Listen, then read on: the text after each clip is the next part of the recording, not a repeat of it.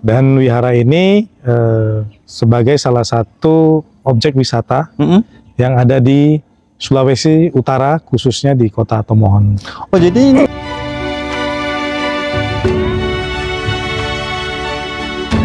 ya, salam sejahtera untuk kita semuanya.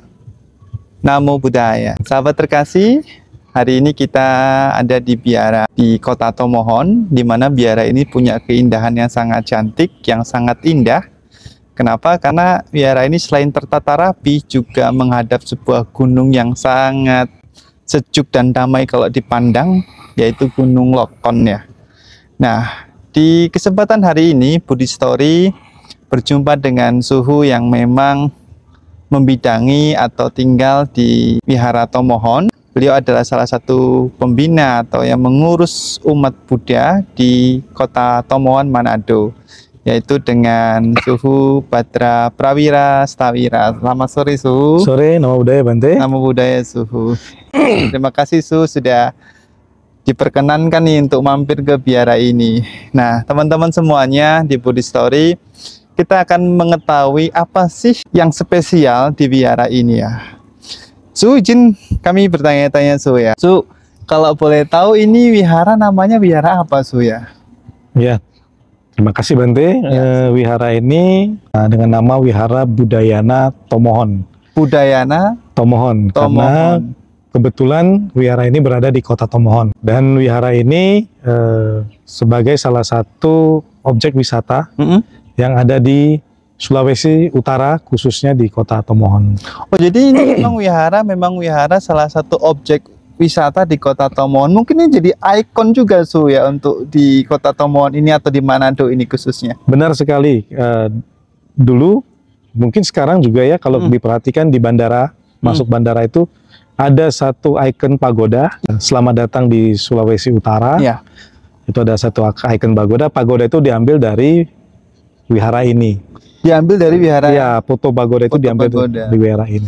Ya, memang selain ini jadi ikon, memang ini indah sekali wiharanya ya, sangat rapi, bersih, nyaman begitu. Sehingga tadi hari Minggu itu saya perhatikan banyak sekali pengunjung, bahkan bukan Buddhis ya pengunjungnya itu, banyak kan, Su ya. Betul, betul, Bante. Jadi wihara ini posisi wihara ini sangat ideal ya.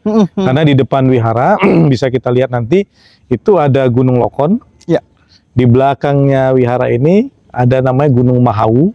Gunung Mahawu. Ya, di depannya persis dari Baktisala ke depan itu ada Gunung Soputan. Soputan. Ya, di belakang ada Gunung Kelabat. Wah, ini 4 penjuru nih gunung semua, Su ya. Semua. Memang ini wihara yang benar-benar berbeda. Mungkin ini istilahnya wihara itu diberkati atau penuh dengan berkah, Su ya. Nah, Su, ini wihara kan memang yang komunitasnya bukan Buddhis nih. Kalau tadi saya perhatikan lingkungan sekitar ini.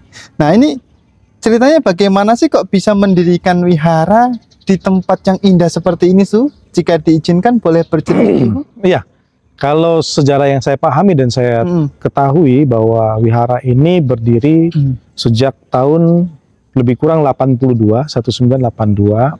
Dan wihara ini berada di satu bukit di Jalan Sungai di Kaskasen 3.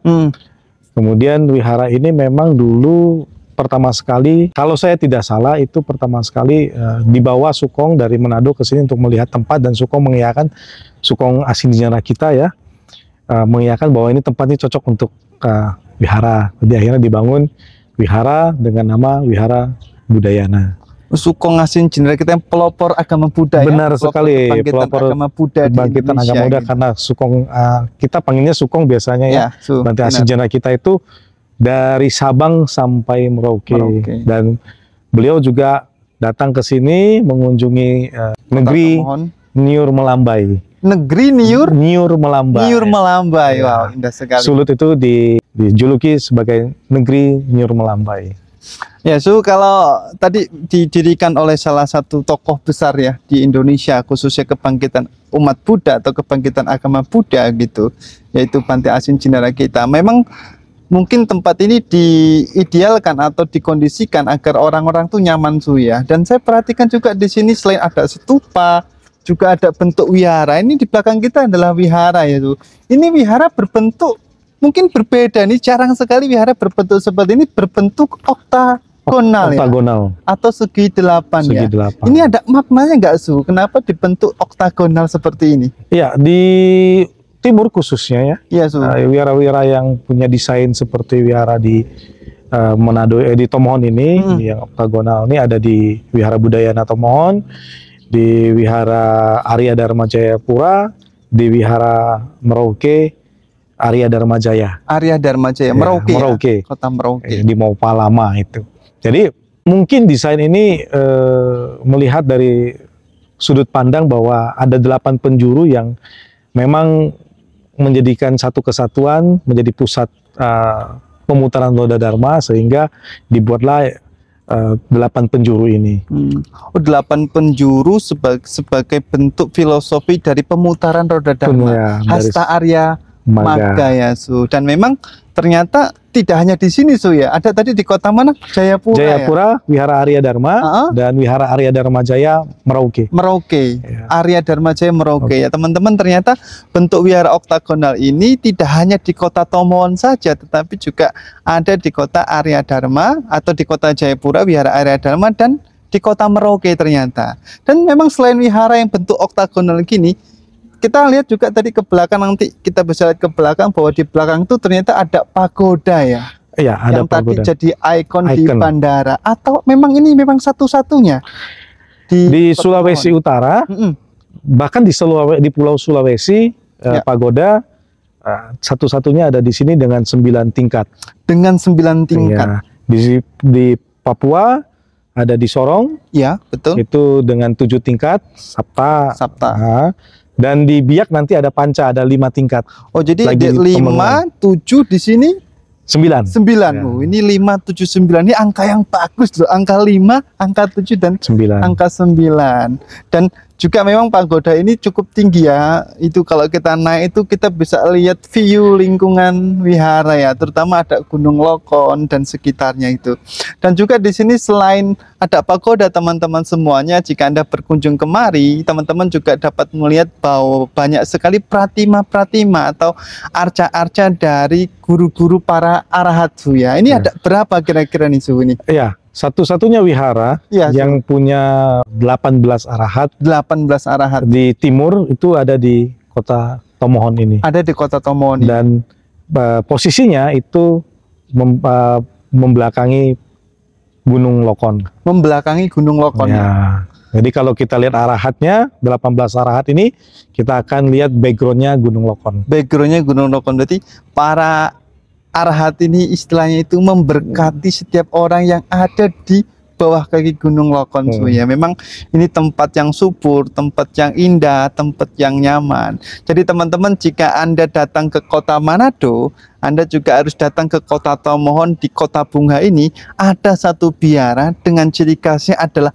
pagoda dan 18 arahat. Selain itu juga wihara ini juga punya keunikan tersendiri. Salah satunya yang saya perhatikan di sini, keunikannya ini ada kura-kura besar sekali ya Su ya. Iya, di belakang ada kura-kura raksasa. Kura-kura raksasa ya. Ya. Ini kenapa kok bisa dibentuk kura-kura raksasa itu kan? Ini kan biara ya, tapi kok seperti kayak sesuatu kayak kelenteng gitu ya. Kalau kita datang ke sini, kita dari depan menuju ke belakang itu seperti kita berada di satu tempat yang memang berbeda gitu, ya, seperti betul. Kita berada di negeri tirai bambu gitu. Jadi akhirnya kita akan berada di satu tempat di sebelah kanan. Nanti kalau kita jalan ke belakang itu ada pagoda, kemudian ada kolam naga, kemudian berjalan lagi sedikit ada yang namanya Istana Dewi Kuan Im atau ya Istana Alokiteswara. Baru berjalan ke belakang ada kura-kura raksasa. Kalau kita ke bawah itu ada naga dan harimau. Jadi itu adalah perlambang-perlambang yang memang mungkin datang atau berasal dari negeri tirai bambu. Berasal dari negeri tirai bambu. Dan memang kebanyakan umat Buddha di kota Tomohon ini adalah teman-teman dari keturunan Tionghoa Su ya. Ya, tapi ada sebagian yang memang bukan keturunan Tionghoa. Bukan keturunan Tionghoa, yang memang belajar dan praktik di biara Budayana Tomohon.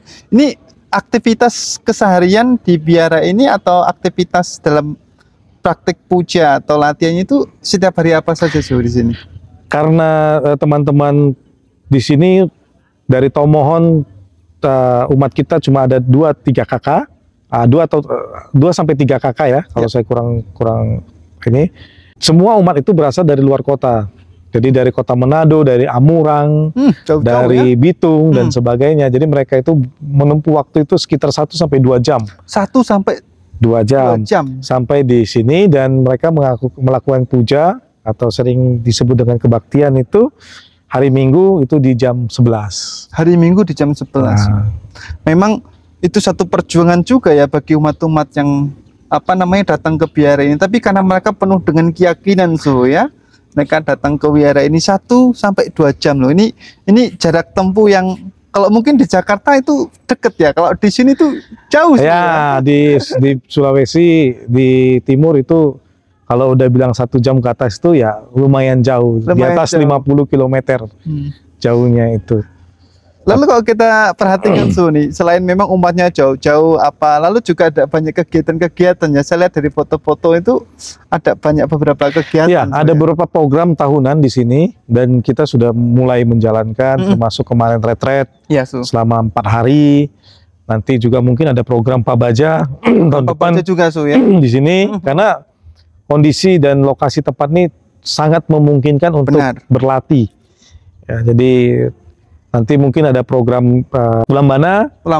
Ya. Ulambana itu Patidana Su. Patidana ya, kalau Patidana. Kita Ulambana, nanti ada juga Katina bersama di sini. Berarti kalau kita buat program Pabaja di sini, berarti ini kamar memang tersedia semua Su ya? Sangat memungkinkan karena kita punya tempat itu kamar itu untuk laki-laki itu bisa menampung 25 orang, untuk perempuan 25 orang satu gedung ya. Ada gedung lain yang bisa menampung sekitar ada 5 kamar, di gedung depan ada 2 kamar, dan di sini sekitar ada 4 kamar. Berarti fasilitas sangat mencukupi. Jadi teman-teman yang ada di sekitar kota Manado, kota Tomohon, ketika ada program pelatihan seperti itu, Pabaja itu bisa hadir Su ya? Ya. Dalam kegiatan ini ya. Su, kita mengharapkan anak-anak muda Sulut. Dan bukan hanya anak muda saja, orang yang memang mau berlatih dari umat Buddha atau dari umat lain yang mau memahami atau mau mengetahui bagaimana bahwa seorang umat Buddha itu berlatih masuk ke dalam monastik atau masuk dalam tataran pembelajaran lebih khusus, itu boleh mengikuti di tempat ini di Wihara Budayana Tomohon. Dan mungkin tahun depan kita akan adakan Pabaja ini di sini. Wah, begini bagus sekali teman-teman. Ini namanya membuka pintu Dharma ya. Jadi teman-teman jangan tinggalkan bahwa kegiatan ini sangat bermanfaat karena kesempatan berarti itu sulit didapat begitu, dan di sini pun didapat. Jadi inilah keunikan dan keindahan wihara di Budayana Tomohon. Bagi teman-teman yang ingin berkunjung silakan bisa ikut ibadah di hari Minggu Su ya tadi ya. Hari Minggu. Dan ini terbuka dari Senin sampai Minggu. Dan terbuka dari Senin sampai Minggu. Dan Anda kalau datang ke sini, Anda bisa melakukan satu offering atau berdana. Jadi masuk ke sini bisa berdana untuk fasilitas wihara, untuk maintenance wihara, Anda bisa berdana di depan. Oh, jadi ada kesempatan juga bagi teman-teman untuk membantu mungkin untuk perawatan. Iya. Wihara yang luas seperti ini pasti perawatannya juga cukup besar. Betul ya. Sekali. Jadi teman-teman bisa hadir. Ketika teman-teman hadir ke sini, itu sesungguhnya teman-teman sudah membantu sekali. Melakukan karma baik. Melakukan karma baik ya. Dan bagi teman-teman juga yang mungkin suka membuat konten, ini salah satu option yang terbaik untuk membuat konten. Ya, inilah keindahan Wihara Budayana Tomohon. Jadi bagi teman-teman yang ingin mau hadir, silakan bisa hadir. Dan ini adalah satu kesempatan emas untuk kita ketika kita dapat mengunjungi satu biara dan di biara tersebut ada sangganya, kita dapat berlatih bersama-sama. Jadi mungkin ini dulu perkenalan tentang wihara di Budayana Tomohon. So, ya. Semoga ini memberikan sebuah inspirasi untuk teman-teman semuanya. Terima kasih Su. Terima kasih kesempatannya. Sama-sama. Terima kasih untuk teman-teman semuanya. Salam sejahtera dan Namo Buddhaya.